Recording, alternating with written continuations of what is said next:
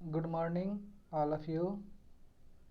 मैं Ramod Rai, assistant professor, Chanakya college of education Bettiah. आज हम लोग इस वीडियो में class B Ed first year subject code C5 unit 2 के विषय में अध्ययन करेंगे। आज का हम लोग का प्रकरण है अनुसंधान से आप क्या समझते हैं, इसकी विशेषताओं एवं मुख्य पदों की चर्चा कीजिए। ये बहुत ही महत्वपूर्ण क्वेश्चन है, एग्जाम में आ सकता है, इसको आप लोग ध्यान में रखिएगा।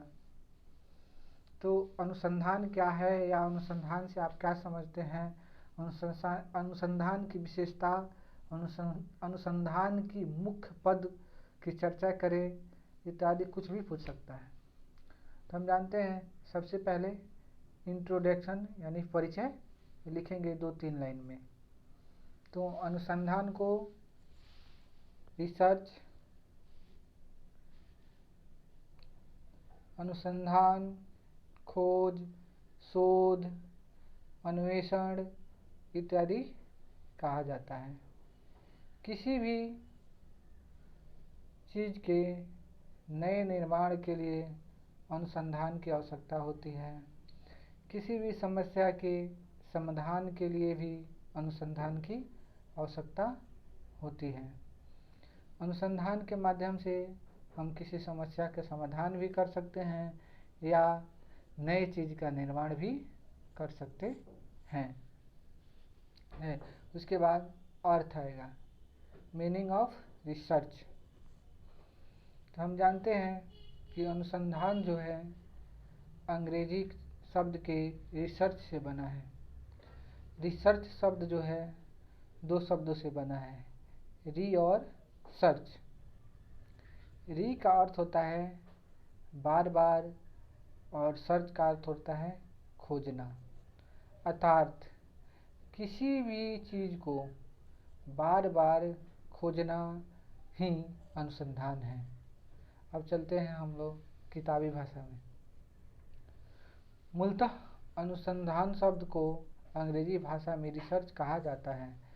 रिसर्च शब्द का अर्थ हिंदी में बार बार होता है तथा सर्च का अर्थ खोज करना अथवा खोलना होता है।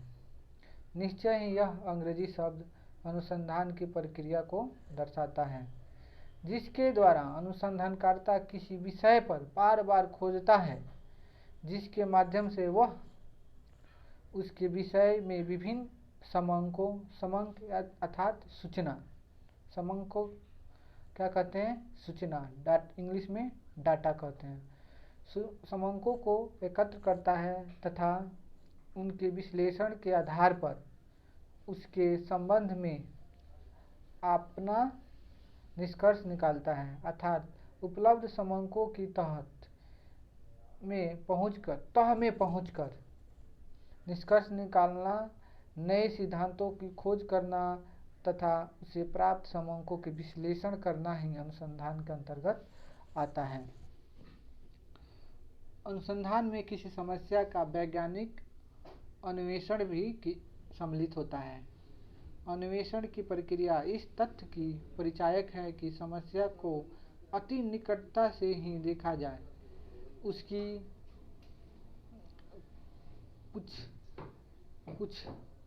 पूछताछ की जाए, उसका ज्ञान प्राप्त किया जाए। अर्थात अनुसंधान को हम लोग अन्वेषण, संश्लेषण, विश्लेषण, खोज इत्यादि कहते हैं। अनुसंधान के द्वारा किसी भी तथ्य को उसके नज़दीक तक पहुंचते हैं और उसमें क्या क्या चीज़ की आवश्यकता है, कैसे हुआ, क्यों हुआ, ये सारी चीज़ हमें प्राप्त हो जाती है अनुसंधान के माध्यम से। अनुसंधान की परिभाषा, अर्थ के बाद आएगा अनुसंधान की परिभाषा। समय समय पर अनेक विद्वानों ने इस विषय पर अपने अपने मत प्रकट किए हैं। यानी जैसे जैसे समय का बदलाव हुआ है वैसे वैसे विद्वानों ने अपने अपने मत को प्रकट किया है। इन विद्वानों ने अपने अपने दृष्टिकोण से अनुसंधान की विभिन्न आयामों को परिभाषित करने का प्रयास किया है। इन्हीं में से प्रमुख विद्वानों द्वारा दिए गए परिभाषाएं निम्नलिखित हैं। सबसे पहला, मैकग्रेथ तथा वाटसन के शब्दों में, अनुसंधान एक प्रक्रिया है जिसमें खोज प्रविधि का प्रयोग किया जाता है, जिसके निष्कर्षों की उपयोगिता को ज्ञान वृद्धि की जाए, प्रगति के लिए प्रोत्साहित किया जाए, समाज के लिए सहायक हो तथा मनुष्य को अधिक प्रभावशाली बना सके। समाज तथा मनुष्य अपनी समस्याओं को प्रभावशाली ढंग से हल कर सके। अर्थात इनका भी कहना है कि अनुसंधान से व्यक्ति या मनुष्य की प्रगति हो, वह अपनी समस्या को समाधान कर सके, एक अच्छा समाज का निर्माण हो, ऐसा होना चाहिए। नेक्स्ट है जॉन वेस्ट के शब्दों में, अनुसंधान ऐसी व्यवस्थित प्रक्रिया है जो नवीन खोज करती है तथा संकलित एवं सुसंगठित ज्ञान का विकास करती है। इनका भी कहना है कि अनुसंधान एक ऐसी प्रक्रिया है जो नवीन खोज करती है और संकलित एवं सुसंगठित ज्ञान का विकास करती है। जॉर्ज जे मूले के शब्दों में, शैक्षिक समस्याओं को समाधान के लिए व्यवस्थित रूप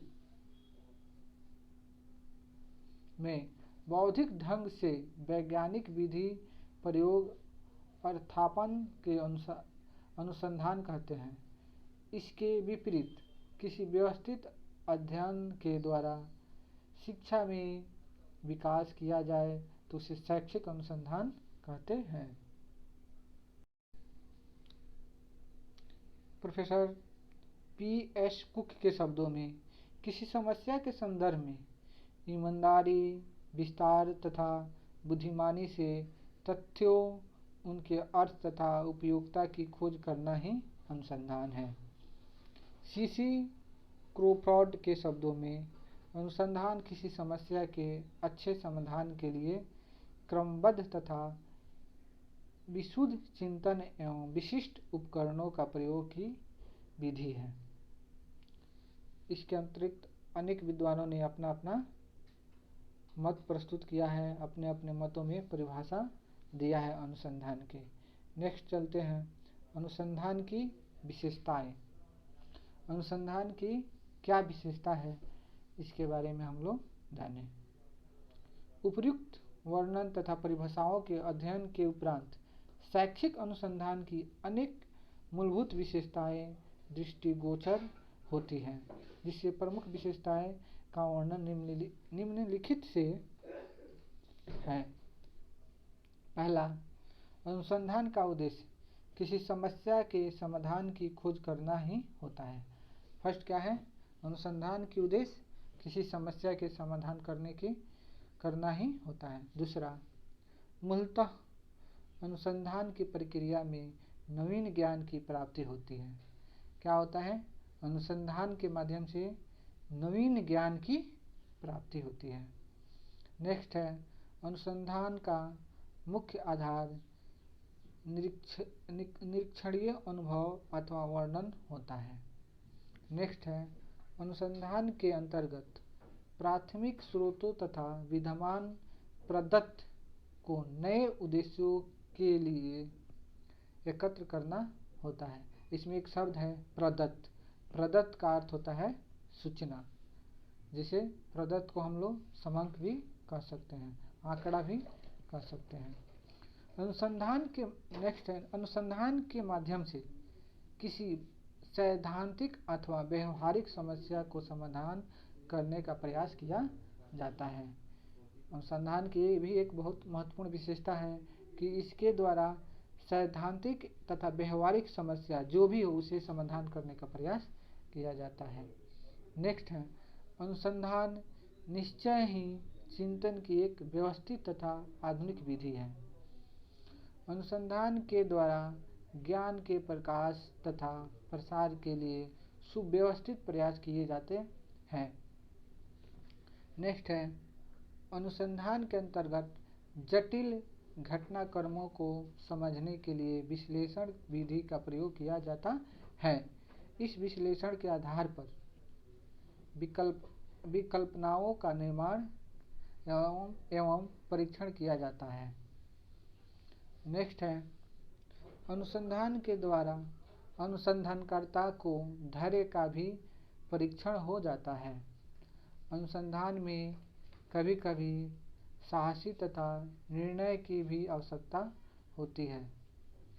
इसके द्वारा अनुसंधानकर्ता को निर्णय क्षमता का भी स्तर ज्ञान हो जाता है। नेक्स्ट, अनुसंधान में विश्वसनीय तथा वैध विधियों का ही प्रयोग होता है। अनुसंधान की प्रक्रिया मुख्यतः वस्तुनिष्ठ प्रक्रिया होती है। ये बहुत बड़ी महत्वपूर्ण क्वेश्चन है, ऑब्जेक्टिव में भी पूछ सकता है। जो अनुसंधान की प्रक्रिया मुख्यतः वस्तुनिष्ठ होती है कि वैकल्पिक होती है, तो हमारा आंसर होगा वस्तुनिष्ठ होती है। अनुसंधान के अंतर्गत व्यक्तिगत पक्षों तथा भावनाओं को महत्व नहीं दिया जाता है। यथार्थ कहने का तात्पर्य है, जब किसी भी चीज़ का अनुसंधान किया जाता है तो किसी एक खास व्यक्ति के मत को ध्यान में नहीं रखा जाता है। नेक्स्ट, अनुसंधान कार्य के अंतर्गत आलेख सावधानीपूर्वक तैयारी किया जाता है। इसकी अतिरिक्त शोध प्रबंध की तैयार किया जाता है। नेक्स्ट है, जहाँ तक संभव हो अनुसंधान की प्रक्रिया में आंकड़ों के विश्लेषण में परिणात्मक विधि का ही प्रयोग किया जाता है। इसका अर्थ यह है कि जहाँ तक संभव हो सके समंकों के विश्लेषण में सांख्यिकीय विधियों का प्रयोग किया जाता है। नेक्स्ट है, प्रत्येक अनुसंधान से निष्कर्ष निकाले जाते हैं और समाजीकरण का प्रतिपादन किया जाता है। तो हम लोगों ने अनुसंधान की विशेषता जाने, अब अनुसंधान के पद के बारे में भी जानेंगे। अनुसंधान के पद। अनुसंधान एक दृढ़ तथा क्रमिक प्रक्रिया है। अनुसंधान किसी भी दिशा के रूप में हो प्रत्येक को विशिष्ट पदों में क्रमानुसार व्यवस्थित किया जाता है। संपूर्ण अनुसंधानिक प्रक्रिया अनेक क्रियाओं का मिश्रण होता है। अनुसंधान की सभी प्रक्रियाएं परस्पर एक दूसरे से जुड़ी होती हैं। अनुसंधान प्रक्रिया के अंतर्गत इन क्रियाओं को निम्नलिखित पदों में व्यवस्थित किया जा सकता है। यहूदा के अनुसार इसके पद निम्नलिखित है। यहूदा के अनुसार इसके पद निम्नलिखित है। पहला, समस्याओं के रूप में अनुसंधानकर्ता द्वारा अध्ययन में उद्देश्य का वर्णन। दूसरा, अनुसंधान के अध्ययन प्रारूप का वर्णन। तीसरा, समग्र संकलन की विधि का वर्णन। चौथा, अनुसंधान परिणाम का प्रस्तुतिकरण। पांचवा, उचित निष्कर्ष निकालना। नेक्स्ट, अनुसंधान की विस्तृत योजना को डेविड जे फॉक्स ने 17 पदों में विभाजित किया है, जिसका क्रमबद्ध वर्णन निम्नलिखित भागों में है। पहला भाग, अनुसंधान की योजना। पहला क्या है? Planning of research. इसको अनेक भागों में बांटा गया है। पहला पद है इसका समस्या या समस्या का क्षेत्र।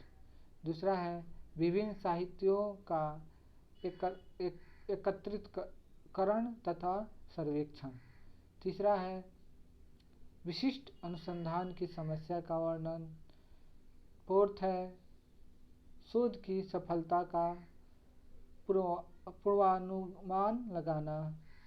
5 है साहित्य का द्वितीय सर्वेक्षण। 6 है अनुसंधान की प्रक्रिया का चयन।